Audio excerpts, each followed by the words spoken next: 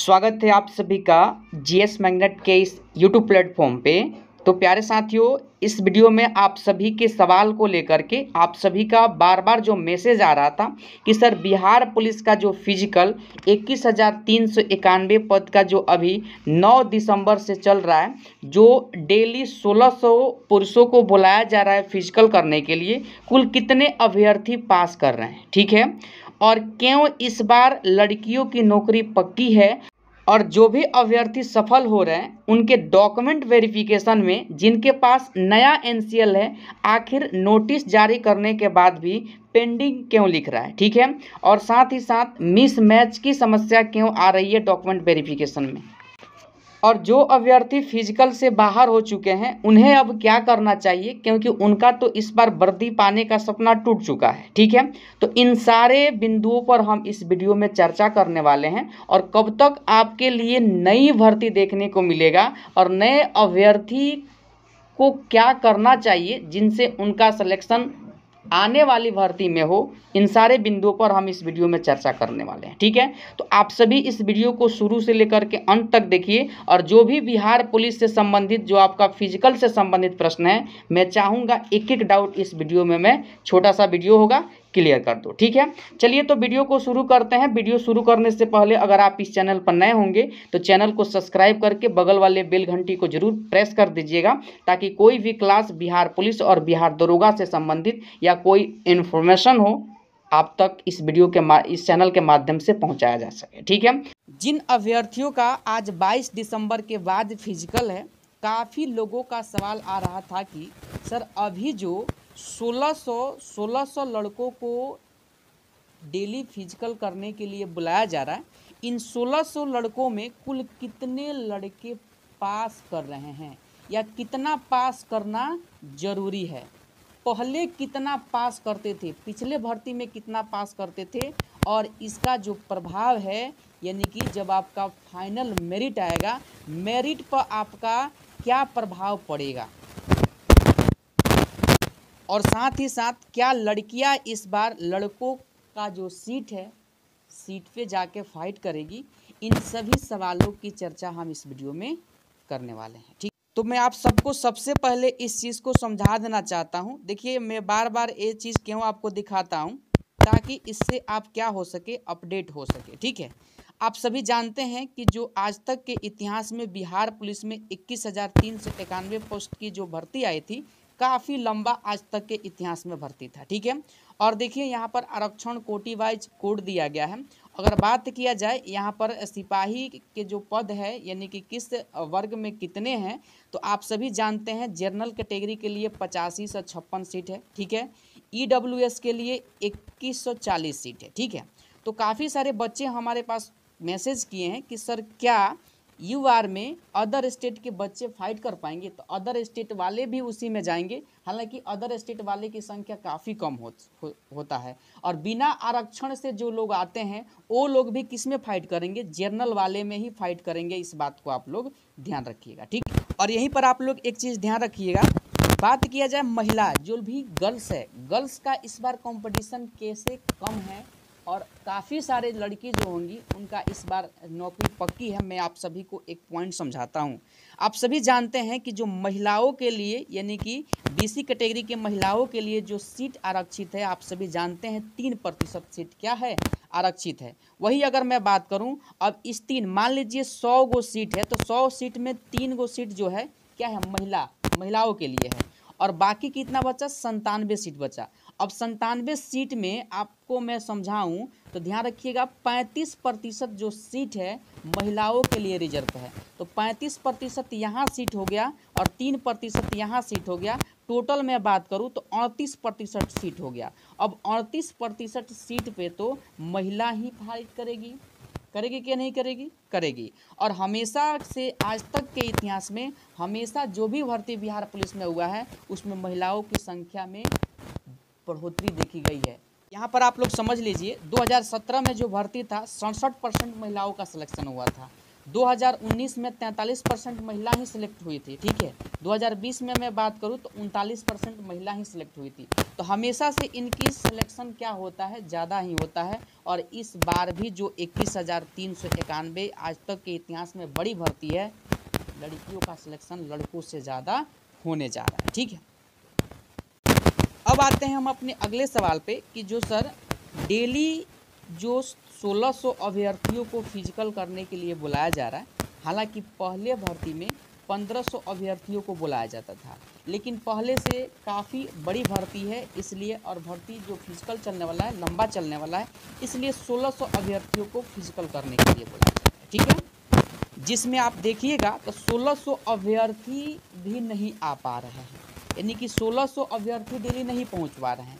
400 इसमें से घटा दीजिए, 350, 400, 500 अभ्यर्थी अब्सेंट ही रह रहे हैं। ठीक है, तो अगर 1600 का अगर रेशो निकालें तो मान लीजिए 400 अगर अभ्यर्थी नहीं आ रहे हैं तो 1200 अभ्यर्थी प्रेजेंट हो रहे हैं पर डे। ठीक है, और पहले भर्ती में अगर आप देखिएगा तो 1500 अभ्यर्थियों को बुलाया जाता था, तो 400 से अधिक लोग सिलेक्ट होते थे, 400 से अधिक। लेकिन अभी जो है देखिए 1600 बुलाया जा रहा है, जिसमें से आपको मैं समझाऊं 400 नहीं भी आ रहे हैं। एक मतलब क्या हुआ, 20 से 25% ऐसे अभ्यर्थी है जो अब्सेंट कर रहे हैं। और अब्सेंट कर रहे हैं कारण क्या है, कुछ लोग अपना मतलब जो फॉर्म डाले थे पासिंग यस गलत भर दिए हैं, कुछ लोगों का हाइट नहीं है, कुछ लोग का मतलब जॉब हो चुका है, और कुछ ऐसे भी अभ्यर्थी है जिनका रिजल्ट हो गया है और वे रेलवे के एग्जाम में लगे हुए हैं, फिजिकल नहीं करने जा रहे हैं, है ना, फिजिकल देने नहीं जा रहे हैं। तो अगर देखिएगा तो अभी वर्तमान में जो मान लीजिए 1200 अभ्यर्थी आ रहे हैं पर दिन,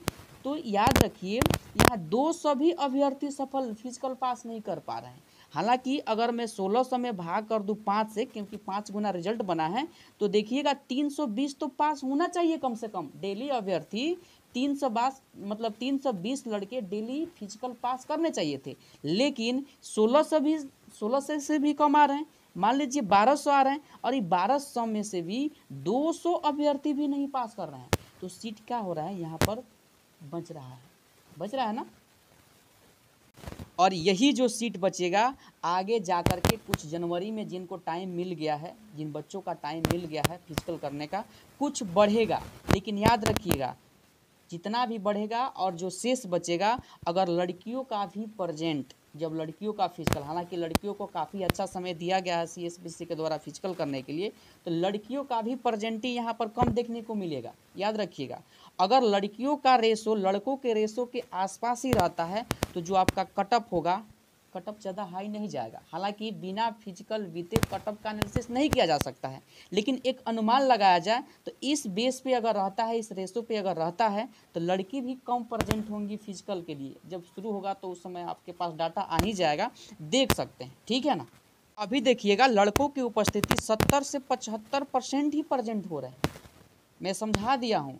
जो सीट बचेगा वो लड़कियों में ऐड होगा, लड़की वहाँ जाके फाइट करेगी, और देखिए अधिकतर संख्या में, यानी कि लड़कों की तुलना में लड़कियों का सिलेक्शन जो है इस बार, सिलेक्शन जो इस बार है अधिक होने वाला है, इस बात को भी आप लोग ध्यान रखिएगा। ठीक है, और कुछ बच्चे जो फिजिकल छोड़ दिए हैं, है ना, याद रखिएगा जिनका जनवरी में है ना फिजिकल, जनवरी काफ़ी ठंड का मौसम होता है, और ठंड में भी कुछ फिजिकल कमज़ोर पड़ जाता है, सर्दी आपको हो जाएगा, कैसे आप फिजिकल कीजिएगा। ठीक है, तो वहाँ भी रेशो देख लीजिए, अगर आगे बढ़ता है तो आपको जानकारी दे दी जाएगी। हालांकि दूसरा सप्ताह पार हो चुका है फिजिकल का, और CSBC के द्वारा 2 नोटिस, यानी कि 7 दिन का सप्ताह होता है, 7 दिन में कितने अभ्यर्थी बुलाए गए और कितने मतलब पहुँचे, इस चीज़ का डाटा जारी किया जाता है। और देखिए आज भी डाटा जारी किया गया है दूसरा सप्ताह का, और पहला सप्ताह का जारी कर दिया गया।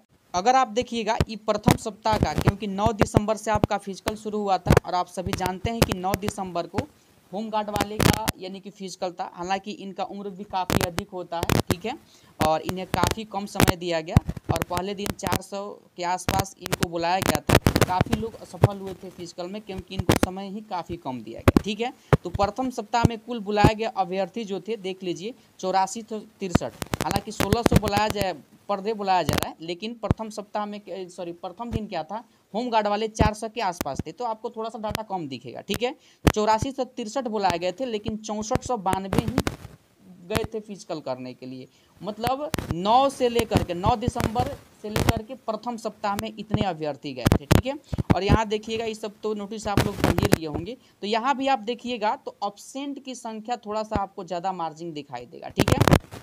आज जो जारी किया गया है यानी कि एक नोटिस CSBC के द्वारा द्वितीय सप्ताह में बुलाए गए अभ्यर्थियों की संख्या देख लीजिए यहाँ पर, यानी कि 9600, टोटल 9600 अभ्यर्थियों को बुलाया गया है। लेकिन कुल अभ्यर्थी कितना पहुँचे हैं तो देख लीजिए 7600 अभ्यर्थी पहुँचे हैं। यानी कि 9600 में से जब 7600 आप घटा दीजिएगा तो देख लीजिए 0 0 0 और 2, यानी कि 2000 अभ्यर्थी क्या है अब्सेंट कर रहे हैं, मान लीजिए प्रत्येक सप्ताह में, ठीक है। तो ये अब्सेंट आपको आपके कटऑफ पे भी प्रभाव डालेगा, ठीक है।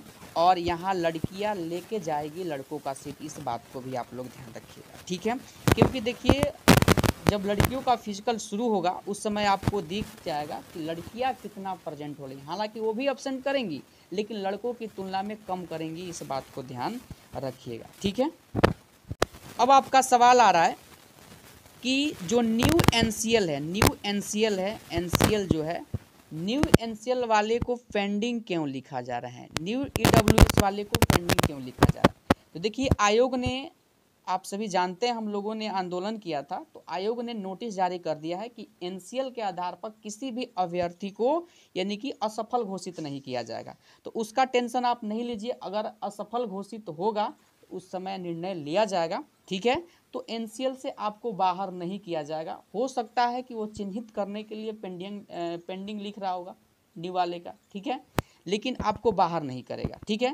दूसरा सवाल है कि आपको डॉक्यूमेंट वेरिफिकेशन में मिसमैच क्यों लिख रहा है, तो मिसमैच लिखने का कारण है, मान लीजिए आपके 10th सर्टिफिकेट पे आपके मदर्स का नाम क्या है यानी कि गलत है या कोई इरर है, 12th में आपका इरर है, तो वैसे इरर वाले को मिसमैच लिख रहा है। और जब इसकी जांच करेगा तो हो सकता है कि आपका हर चीज़ अच्छा मार्क्स होने के बाद भी आपको मेरिट लिस्ट से बाहर कर दे, या हो सकता है एनसीएल में आपके मम्मी पापा का नाम का वर्ड मीनिंग जो है वो कुछ अलग हो और आपके 10th और 12th के सर्टिफिकेट में आपका वर्ड मीनिंग अलग हो। तो ऐसे अभ्यर्थियों की पहचान करने के लिए उनके डॉक्यूमेंट वेरिफिकेशन में मिसमैच लिख रहा है और उनके साथ समस्या हो सकता है, इस बात को आप लोग ध्यान रखिएगा जब फाइनल मेरिट लिस्ट तैयार किया जाएगा। तो इसी कारण से मिसमैच लिखा जा रहा है उनके डॉक्यूमेंट वेरिफिकेशन में, इस बात को ध्यान रखिएगा, ठीक है। तो ये रहा आपके एक एक सवाल जो आप बार बार हमें मैसेज करके पूछ रहे थे। और देखिए अब मैं बात कर लेता हूँ नए अभ्यर्थी जो बाहर हो चुके हैं physical, Bihar police disqualify physical हो चुके हैं, तो उनको अब क्या करना चाहिए। अब सभी जानते हैं कि बिहार पुलिस में आगामी विधानसभा का जो चुनाव है 2025 में, 2025 से पहले आपको बिहार में 1806 दरोगा की बहाली बहुत जल्द आपको दिखने को मिलेगा और सिपाही के पद पर भी 20,000 के आसपास आपको बहुत जल्द बहाली देखने को मिलेगी, ठीक है। और इससे पहले आपको होमगार्ड में भी बहाली देखने को मिलेगा और फॉरेस्ट गार्ड में भी बहाली देखने को मिलेगा। और यहाँ देख लीजिए यानी कि 4361 चालक सिपाही की भी बहाली आपको सिपाही भर्ती से पहले आपको देखने को मिल सकती है, नई भर्ती से पहले, मतलब नई भर्ती आएगा उससे पहले आपको देखने को मिल सकती है, ठीक है। तो आगे जो भर्ती होनी है बिहार पुलिस में विभिन्न पदों पे, तो उनका जो कंपटीशन है काफ़ी टफ होने वाला है, क्योंकि जो लोग इसमें छठे हैं वो लोग भी पढ़ने वाले हैं और नए स्टूडेंट भी एंट्री करेंगे, इसलिए कंपटीशन क्या है काफ़ी टफ है। और आपको आज से ही अब फिर लगना होगा और बिहार पुलिस में सिलेक्शन के लिए आपको खूब मन लगा करके पढ़ना होगा, ठीक है। और यहाँ देख लीजिए एक प्रभाव यानी कि हिंदुस्तान में भी आपको बताया गया था कि गृह विभाग ने नए साल पर नौकरियों की बाहर 30,000 से अधिक पदों पर भर्ती, और मैंने आपको इस बात की सूचना टेलीग्राम के माध्यम से दे ही दिया था, ठीक है। और एक एक चीज़ मैंने क्लियर कर दिया था यहाँ पर, यानी कि 1806 जो भी ग्रेजुएशन कर लिए हैं दारोगा के, बहुत जल्द आपको वैकेंसी जनवरी तक देखने को मिल जाएगा और जनवरी के अंत या इसके बीच में सिपाही के पद पे भी भर्ती आपको देखने को मिल सकती है, ठीक है। क्योंकि टारगेट है नीतीश सरकार का कि युवाओं को नौकरी विधानसभा चुनाव से पहले देनी है और नियुक्ति पत्र उनके हाथों में थमा ही देना है, ठीक है। और इसके लिए मैं आप सभी को प्रैक्टिस सेट भी सॉल्व करवाता हूं। और आप सभी जानते हैं कि बहुत सारे लोग जो हमसे जुड़े थे उनका बिहार पुलिस में सिलेक्शन मतलब रिजल्ट उनका हुआ। खुद मैंने एग्ज़ाम में बैठा, मैंने भी रिजल्ट क्लियर करके आपको दिखाया, ठीक है। तो हमारा भी एक अनुभव रहा है और काफ़ी लंबे समय से वीडियो नहीं आ रहा था। हालांकि मेरा बीपीएससी का एग्ज़ाम था, इसको लेकर के काफ़ी मैं बिजी था, ठीक है। ये इन कारणों से नहीं आ रहा था वीडियो, लेकिन अब आपको रेगुलर वीडियो मिलेगा, ठीक है। और बिहार पुलिस के लिए जैसे मैंने सेलेक्टेड प्रश्न जो पिछले बच्चों को हमने दिया, सॉल्व करवाया, जो मैंने टेस्ट सीरीज चलाया, होमवर्क सीरीज चलाया, बहुत जल्द आपको इस चैनल पे आपको प्रैक्टिस सेट शुरू कर दिया जाएगा। बिहार पुलिस के लिए क्लास भी शुरू कर दिया जाएगा, ठीक है। और जो टेस्ट सीरीज है, काफ़ी सिलेक्टेड प्रश्न जो आपके बिहार पुलिस में हूबहू पूछे जाते हैं, वही प्रश्न आपको सॉल्व करवाया जाएगा। तो आप इस चैनल पर नए हैं तो ज़रूर आप इस चैनल को सब्सक्राइब करके बगल वाले बेल घंटी को प्रेस कर दीजिएगा, ताकि कोई वीडियो बिहार पुलिस या बिहार दरोगा से संबंधित इस चैनल पर लाया जाए तो यूट्यूब के माध्यम से वीडियो का नोटिफिकेशन आपको मिले और आप आसानी से उस वीडियो को देख सके, ठीक है। वीडियो के डिस्क्रिप्शन में टेलीग्राम का लिंक दिया गया है, वहाँ पर आपको एक एक जानकारी पोस्ट की जाती है, आप टेलीग्राम से भी जा कर के जुड़ जाइएगा, ठीक है। चलिए तो इस वीडियो को यहीं पर समाप्त करते हैं, फिर मिलते हैं अगले वीडियो के साथ। तब तक के लिए जय हिंद, जय भारत।